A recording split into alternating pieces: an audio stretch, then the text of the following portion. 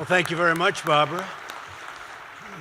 It's so sad that this is live. She said it's live. Well, it's always live. There's always somebody with a phone. It's an honor to be here. It is wonderful also to be back in New York with so many friends and distinguished leaders, business and finance, academia, and I have to add, in real estate. All my real estate friends are here. 3 years ago, I came to speak before this storied forum as a candidate for president. And at that time, America was stuck in a failed recovery and saddled with a bleak economic future, and it was bleak. Under the last administration, nearly 200,000 manufacturing jobs had been lost. Almost 5 million more Americans had left the labor force, and jobs were not exactly what you would call plentiful. And 10 million people had been added to the food stamp rolls. In 2016, the Department of Labor predicted that Americans would continue dropping out of the workforce in record numbers. They predicted and projected a decade of sluggish growth, and they expected unemployment over 5%, and really 6, 7, and even in some cases 8% for years to come. The so-called experts said the Americans had no choice but to accept stagnation, decay, and a shrinking middle class as the new normal. That was said all the time. In short, the American people were told to sit back and accept a slow, inevitable decline. But I never believed for one moment that our magnificent nation was destined for a diminished future. I knew that our destiny was in our own hands, that we could choose to reject a future of America and to build a future of American dominance, which is what I wanted. America is the single greatest country in the world, and I knew that working together, we could make it even greater. In 2016, I stood before you, supremely confident in what our people could achieve if government stopped punishing American workers and started promoting American workers and American companies. Our middle class was being crushed under the weight of a punitive tax code, oppressive regulations, one-sided trade deals, and an economic policy that put America's interest last, and a very deep last at that. I knew that if we lifted these burdens from our economy and unleashed our people to pursue their ambitions and realize their limitless potential, then economic prosperity would come thundering back to our country at a record speed. That's what's happening. Today, I'm proud to stand before you as President of the United States to report that we have delivered on our promises and exceeded our expectations by a very wide margin. We have ended. Thank you. I was waiting for that. Thank you. I was waiting for that. I almost didn't get it. We have ended the war on American workers. We have stopped the assault on American industry. And we have launched an economic boom, the likes of which we have never seen before. I did this despite a near record number of rate increases and quantitative tightening by the Federal Reserve since I won the election. 8 increases in total, which were, in my opinion, far too fast an increase and far too slow a decrease. Because remember, we are actively competing with nations who openly cut interest rates so that now many are actually getting paid when they pay off their loan, known as negative interest. Who ever heard of such a thing? Give me some of that. Give me some of that money. I want some of that money. Our Federal Reserve doesn't let us do it. I don't say, thank you. The smart people are clapping. Only the smart people are clapping. I don't say that's good for the world. I'm not president of the world. I'm president of our country. But we are competing against these other countries nonetheless, and the Federal Reserve doesn't let us play at that game. It puts us at a competitive disadvantage to other countries. Yet in the face of this reality, our economic policies have ushered in an unprecedented tide of prosperity, surging all throughout the nation. We're paying interest. By other comparisons, we're paying actually high interest. We should be paying by far the lowest interest, and yet we're doing better than any nation by far on earth. The extraordinary numbers tell the story.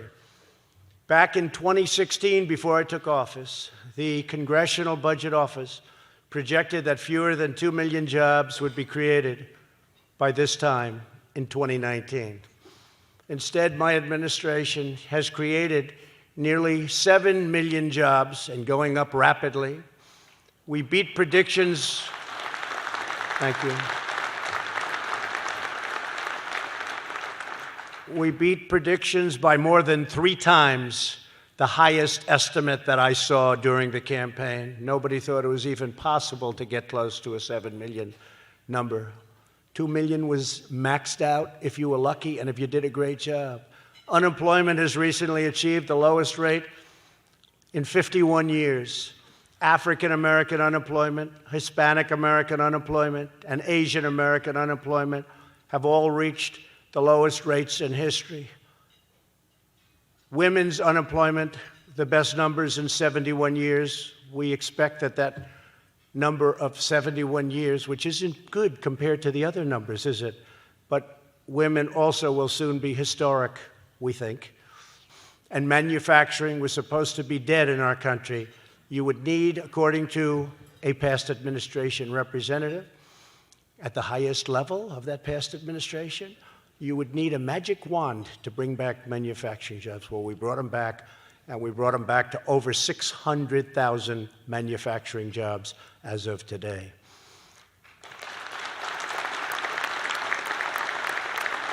And those are very important jobs. Nearly 7 million people have been lifted off, very importantly, food stamps. 7 million people off of food stamps. And we're getting Americans off of welfare and back into the workforce. Nearly 2.5 million Americans have risen out of poverty. That's a record. The rate of African American and Hispanic American families in poverty has plummeted to the lowest level ever recorded by far. Most of you people wouldn't know these numbers because most of you aren't very active in the market. But since my election, the S&P 500 is up over 45%, the Dow Jones is up over 50%, and the NASDAQ is up 60%, slightly more.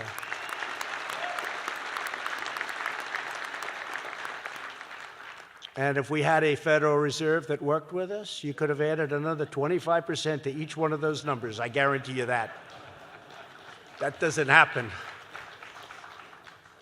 But we all make mistakes, don't we? Not too often. We do make them on occasion. American markets have vastly outpaced the rest of the world. This exceptional growth is boosting 401ks, pensions, and college savings accounts for millions and millions of hardworking families. You hear so much about inequality and all of the differences and all of the problems. The single biggest benefactors of what we've done are middle-class workers and low-income families. It's been amazing, actually. Altogether, we've added nearly $10 trillion of new value to our economy. That's in a short period of time. Remember, I only use numbers from the time of the election, because I can't go to January 20th. It's not fair. We picked up tremendous stock market and economic numbers, they actually went wild the day after I won. I think that should be attributed to us, not attributed to somebody else, because it would have gone in the opposite direction. It would have gone in the opposite direction had the other result taken place, which fortunately it didn't. Last year, GDP growth matched the fastest rate in more than a decade, and it was the best of the G7 countries by far, by far.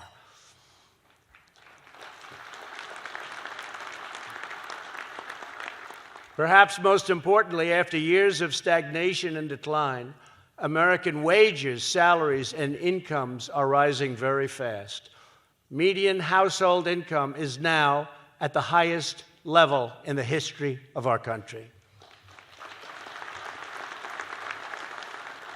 The average median income under President Bush rose only $400 over an 8-year period. Under President Obama, it rose $975 over an 8-year period. And under my administration, it rose $5,000 over slightly more than just 2.5 years. That's a big difference. And if you remember, President Obama was paying 0% interest for a long period of time, while we're paying a much higher rate of interest. But in addition to the $5,000, we have to add $2,200 for the tax cuts, average tax cuts, and $2,000 to $3,000 for regulatory and energy cuts.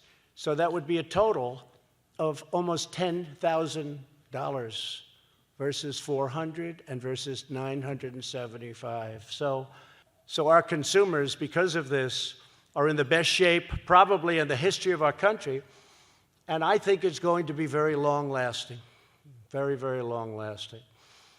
This also allows me the latitude and timing to take some of the horrible, incompetent, just terrible trade deals that have been made over the years and make them great. It's like make America great again, make the trade deals great. I don't know if I can use the word again. Make them great, period, because I don't think they were ever any good. Haven't seen it. We were great, and then we weren't so great, but we're great again. And by the way, on jobs, just now, I'm glad this is today, because just now, they just announced we have the highest number of people working in our country, in the history of our country, almost 160 million people. We've never been close to that number.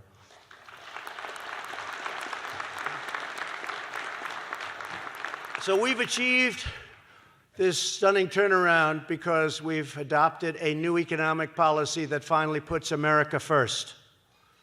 As president, I understand and embrace the fact that the world is a place of fierce competition. We're competing against other nations for jobs and industry growth and prosperity. Factories and businesses will always find a home. It's up to us to decide whether that home will be in a foreign country or right here in our country, our beloved USA, and that's where we want them to stay and be and move to. If we want our families and communities to prosper, America must be the best place on earth to work, invest, innovate, build, pursue a career, hone a craft, or start a business.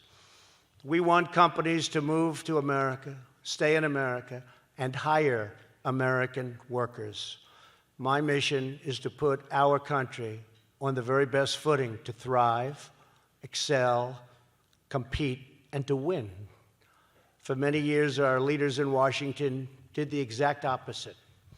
They imposed the highest corporate tax rates in the developed world, so high that people couldn't even understand what they were doing, and they would leave. Very, very smart executives didn't want to leave, but they would leave, sending our jobs and everything else all aflutter. They waged an unethical regulatory assault on the American people. They tried to shut down American energy, and by the way, they're still trying. You want to see energy shut down? Take a look at what I'm competing against on the other side. I don't think they even believe in energy. So far, I haven't found any form of energy that's acceptable to them. I think they think the factories are just going to work without energy, don't they? They don't have a clue, these people, but I don't want to mention it yet. I want to wait a little bit longer. Let them go a little bit further so they can't take it back. Because as a campaign, I like it. I like it very much.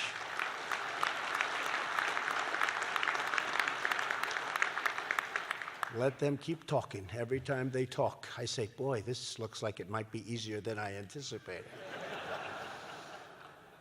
They passed the disastrous trade deals that encouraged the shuttering of American plants and the offshoring of American jobs by the millions.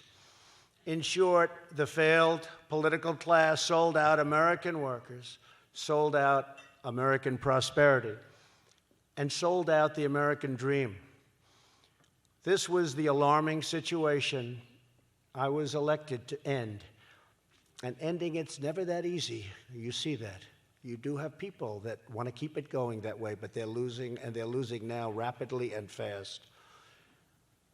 Those days are gone, and we're not going back. As you know, one of the key insights of economics is the power of incentives. Unlike past leaders, my goal is to ensure that this power works for America's favor and for America's workers and for America's companies.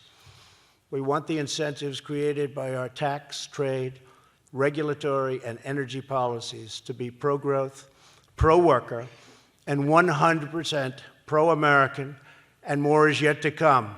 If we take back the House in 2020 and retain the Senate and the White House, you will see things that even this room, and you've experienced a lot of great times over the last 2.5 years, but even you will be surprised to see. We have tremendous economic potential.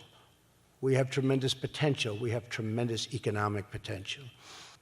To promote investment in distressed American communities, our tax plan created nearly 9,000 opportunity zones, which are one of the biggest successes that you've ever seen. I don't think there has ever been anything like it. Worked with Tim Scott, Senator Tim Scott, South Carolina, and many of the great senators that we do work with, and frankly, Congress. So we passed something that nobody thought was possible to get passed, and nobody thought it could ever work the way it is. Capital gains on long-term investments are now taxed in an opportunity zone at zero, and money is flooding in. Investment is pouring into these long-neglected communities. The government wasn't putting money in, nobody was, they were dying. And now tremendous, they call it neighborhood push. It's incredible what's happening. It's not spoken of by the fake news media, but they should speak about it, because I will tell you, it's one of the great successes that we've all had. And it's employing tremendous numbers of people, and you have communities that were down and totally out, and they're reviving like nobody's ever seen. Opportunity zones, remember those two words. We believe in no American left behind, and we understand the enormous power of investment, capital, and opportunity to revitalize communities and bring hope where it is needed the most. To liberate our economy, my administration launched the biggest, boldest, and most ambitious campaign to reduce regulation. Nobody has ever come close. No administration has ever come close. In 2.5 years, we've done far more than any other administration, whether it was 4 years, 8 years, or in one case, more than 8 years. Nobody's come close to doing what we've done with regulations.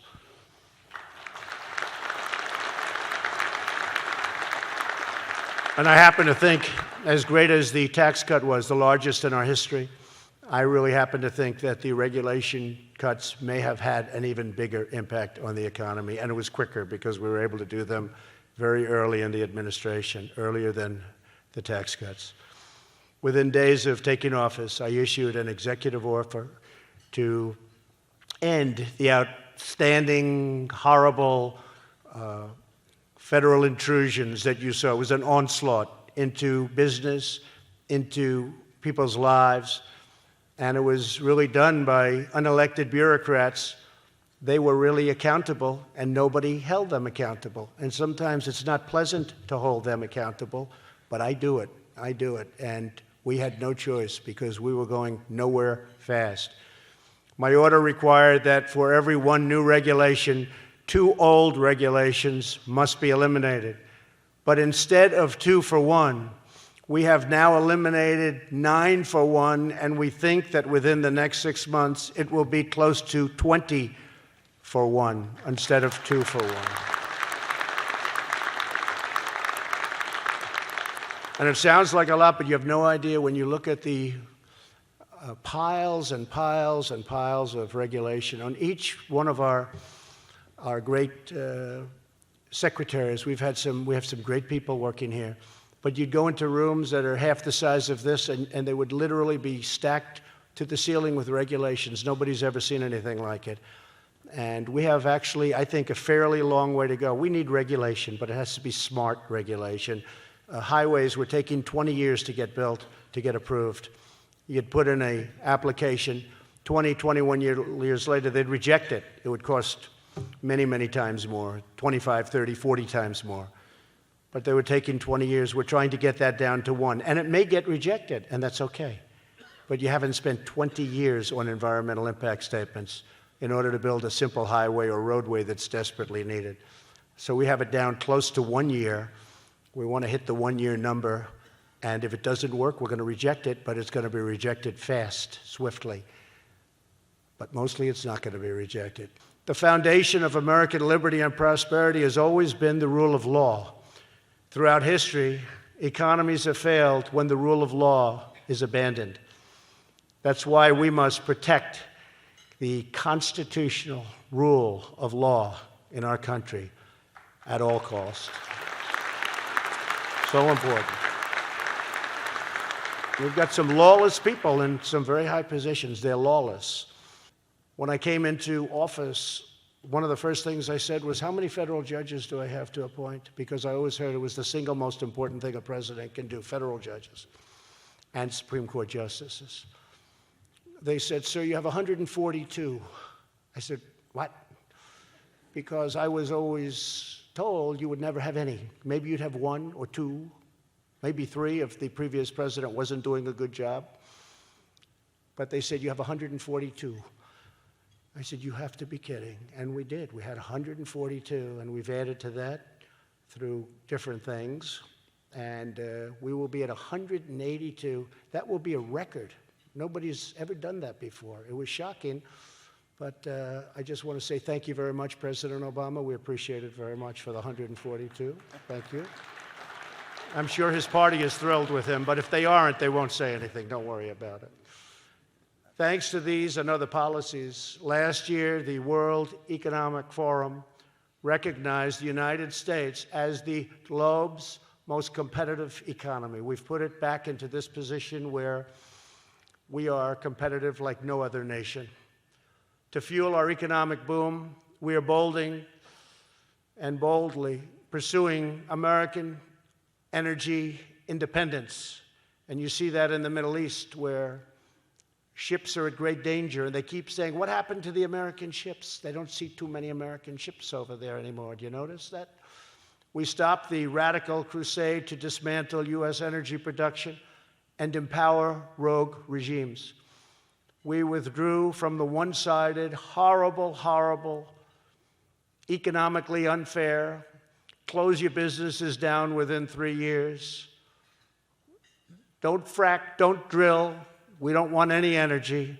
The horrible Paris Climate Accord that killed American jobs and shielded foreign polluters was a disaster for this country. Ask them, how are they doing in Paris with your Paris Accord? Not too good. And it is so unfair. It doesn't kick in for China until 2030. Russia goes back into the 1990s, where the base year was the dirtiest year ever in the world. India, we are supposed to pay them money because they're a developing nation. I said, we're a developing nation too. Why aren't we? Under the WTO, China is called a developing nation. So we wrote him a letter recently. Larry knows it. I'm not sure Larry liked the idea too much, but he went along with it. We wrote him a very tough letter, Larry, and we said, what? I wrote the letter. Oh, Larry wrote it. He said, oh, well, you hopped on that bandwagon quickly, didn't you? That's okay. But we wrote him a letter, and we said much more strongly than the letter that not fair to have China as a developing nation. One of the reasons they've taken advantage of us is because of that, and we're considered the big fat cow, and no longer. We have a lot of things to work out. And I will say this, because they know that I'm very tentative on the WTO, we're winning cases for the first time. We just won a $7.5 billion case. We never won cases. They'd rule against us because they said, hey, don't worry about the United States. They're the stupid people. Don't worry, rule against them. Keep rule. We had case after case. Now we're winning cases because they really think that I'll do something very powerful, which we have the right to do. And they're right when they think that way. And we're winning a lot of cases at the WTO level that we never even would have thought of winning before. America is now the #1 producer of oil and natural gas on the entire planet Earth. Net energy imports.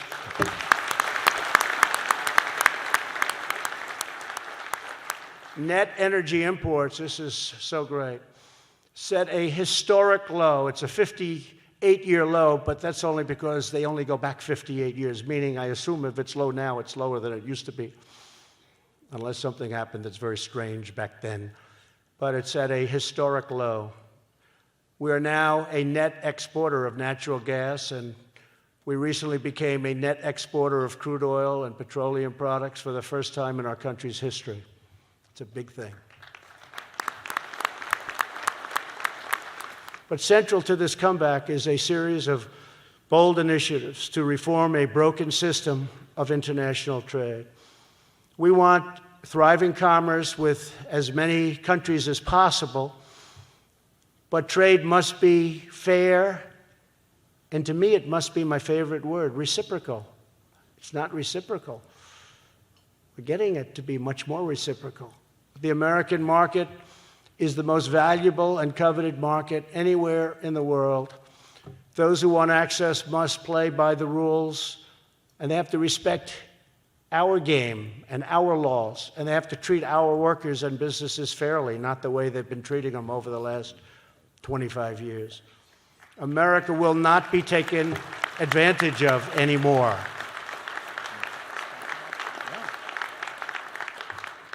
Many countries charge us extraordinarily high tariffs or create impossible trade barriers. Impossible. And I'll be honest, European Union, very, very difficult. The barriers they have up are terrible, terrible. In many ways, worse than China, because it's very unfair the way we're treated by certain countries. There are certain countries that the average tariff is over 100%, and we charge them nothing. And then they call it fair trade. That's not fair trade. That's stupid trade. Of course, this will be subject to regaining the House to be able to do these things. Nowhere has the change in U.S. strategy been more vital or dramatic than in our dealings with respect to China. Before my election, Washington politicians stood by and did nothing while China ransacked our companies, stole our intellectual property, subsidized their industries at the expense of ours, and dumped their products in a deliberate strategy to close American factories all across our land. For many years, Americans, leaders have just sat back. Maybe they didn't understand what was going on. It's impossible to believe that. But they just let it happen. And it's gotten worse and worse and worse. And now we've changed it. It's changed a lot. I'm sure you haven't noticed, but it's changed a lot.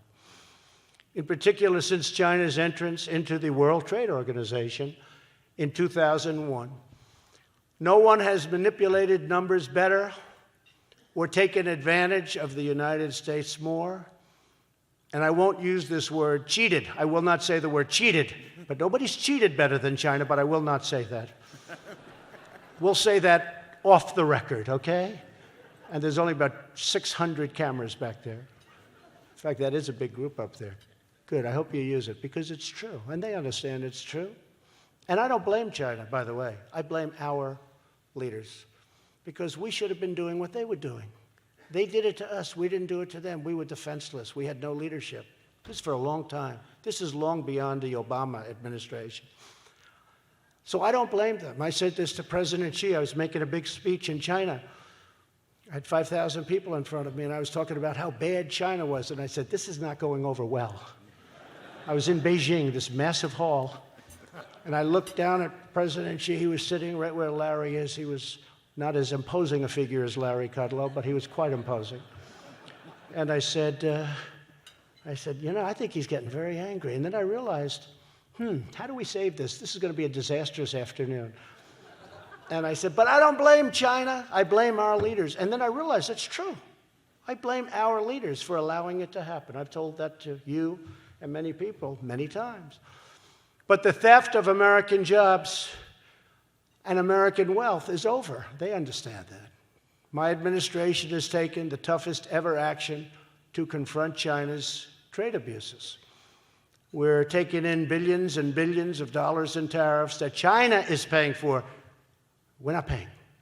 China is paying, because they're devaluing their currency to such an extent, and they're pouring tremendous amounts of cash into their system. They're having the worst year in more than 57 years, more than half a century. Their supply chains are cracking very badly, and they are dying to make a deal. We're the ones that are deciding whether or not we want to make a deal. We're close. A significant phase one trade deal with China could happen. Could happen soon. But we will only accept a deal if it's good for the United States and our workers and our great companies, because we've been hit very hard. We'd have deficits for many years, go back many years, $500 billion a year, not million. $500 million a year is a lot. $500 billion a year trade deficits with China.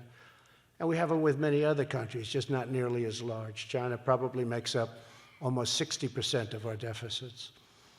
We also renegotiated the last administration's failed trade agreement with South Korea. It's a terrible agreement.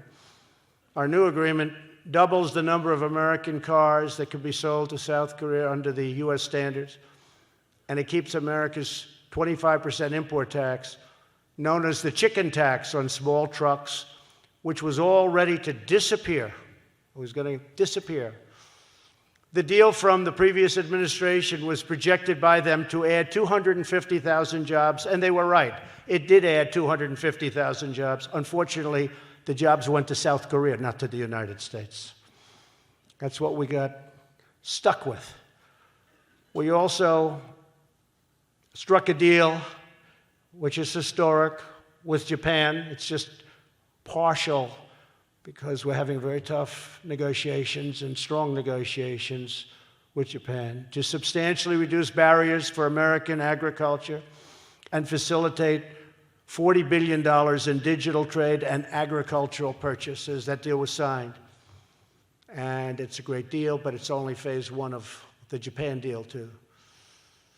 A lot of these leaders don't like me too much, folks. When you hear that I'm not so popular in various countries, please don't accept that as, gee, he doesn't have a good personality. Just realize what I'm trying to do for you. It's about time, okay? Please. They recently came out with a poll that President Obama is much more popular in Germany than I am.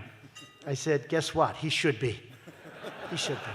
The day I'm more popular than him, you know I'm not doing my job. Let's put it that way. Because we're treated very badly by countries. They take advantage of us, and they have for many, many years. It's hard to break that cycle. But we're breaking it, and we're getting along with them, believe it or not. We're actually, I think they respect us far more today than they ever have, if you want to know the truth. The USMCA will create up to 500,000 American jobs and add at least 1.2% more to our total GDP, and it should be much higher than that. Yet Democrats in Washington would rather pursue outrageous hoaxes and delusional witch hunts, which are going absolutely nowhere, don't worry about it, than pass the USMCA and deliver real stuff for the American workers. It's a great bill, USMCA, and put pressure on the Democrats. There's tremendous pressure already. And most of them, if you had a vote today, I think most of them would actually vote for it. But Nancy Pelosi, nervous Nancy, has to put it out there and sign. And if she doesn't, she's doing her party a tremendous disservice, and she's doing this country a tremendous disservice. As we create millions of new jobs, we are also transforming lives. Under the last administration, nearly 1.8 million Americans in their prime working years simply gave up. They gave up looking for work altogether and dropped out of the labor force. Under my administration, 2 million prime-age Americans have come off the sidelines already, people that we thought maybe would never work again, and they fully rejoined the labor force, something we're very proud of. And this includes a group that was having a hard time from the day of our founders, the day they signed. These people have had a hard time. They're former inmates, people that went to jail, who are getting a fresh start thanks to the landmark criminal justice reform bill that I signed into law, but maybe equally so because the economy is so good. They're coming out of jail now and they're getting jobs, and I will tell you, the people that have been hiring them, and I get reports, they cannot believe how good they've been, and obviously not in all cases. But it's incredible. First time they've ever had an opportunity. They get out of jail, and they end up with a great job, and they cherish the job more than you would, more than I would. They can't believe what happened to them, and they're doing a phenomenal job. First time it's ever happened in the history of our country. It's really terrific. Real weekly wages for the lowest paid earners have grown more in the first 3 years of my administration than in the entire decade before my election, and decade and much more than that. Since the election, real wages have gone up 3.2% for the median American worker, but for the bottom income group, real wages are soaring, a number that's never happened before, 9%. And that means you might make a couple of bucks less in your companies. You know what? That's okay. That's okay. This is a great thing for our country. When you talk about equality, this is a great thing for our country. Our tight labor market is helping them the most.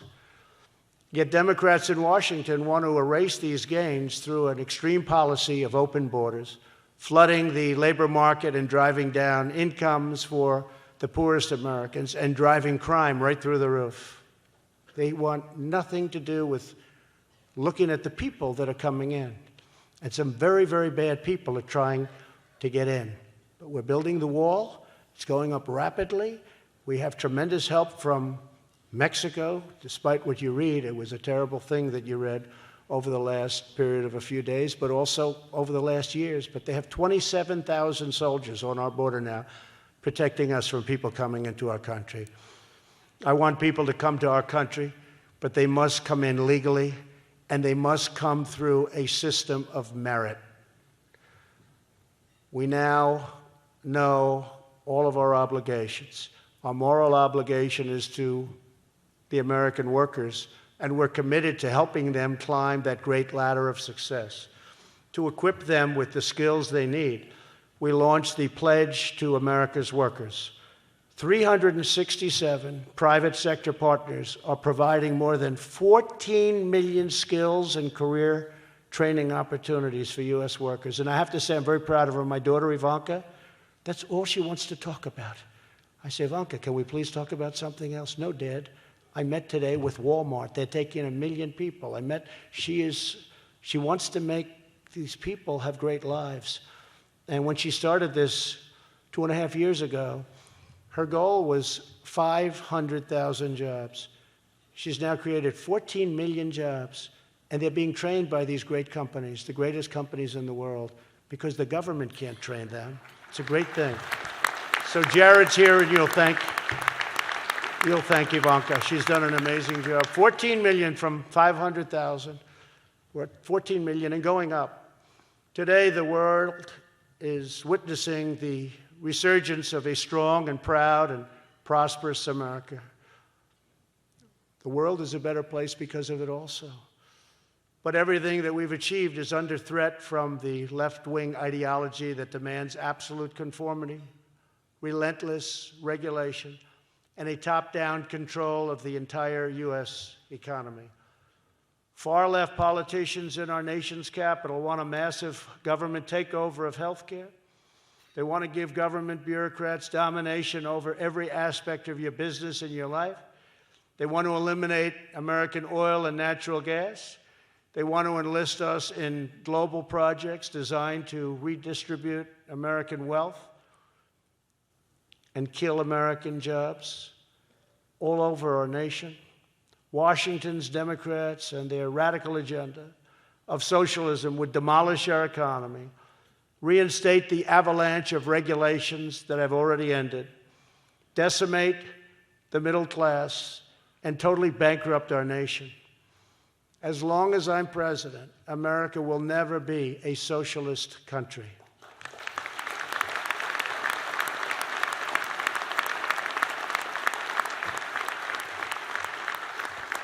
We are reawakening the majestic spirit of enterprise and exploration, discovery, and all of the other things that we need to create that exceptional character that our nation is developing now more than at any time in the past. We're a nation of unbridled pioneers and adventurers and risk-takers. We inherit the legacy of courageous, free, and independent souls who ventured across oceans, braved the wilderness, settled the frontiers, tamed the Wild West, and raised up towering cities of concrete, iron, and steel. Our American ancestors produced miracles of science, lost so many lives, but launched revolutions in technology, created groundbreaking new industries, built the railroads that linked our cities, fashioned the skyscrapers that touched the clouds, and gave us the most prosperous nation to ever exist on the face of the earth. This is our American heritage. This is who we are. This is who we will forever be. We believe in the dignity of work and the nobility of each and every American worker. We believe the future is forged in the mind of the American inventor, the soul of the American craftsman, the heart of the American entrepreneur, and the faith of the American investor. We know that there is nothing we cannot achieve as one team, one people, one family, and one glorious nation under God. With everyone here today and millions of patriots across our land, we are making America stronger, prouder, and greater than ever before. And ladies and gentlemen, the best is yet to come. Thank you, God bless you, and God bless America. Thank you very much. Thank you.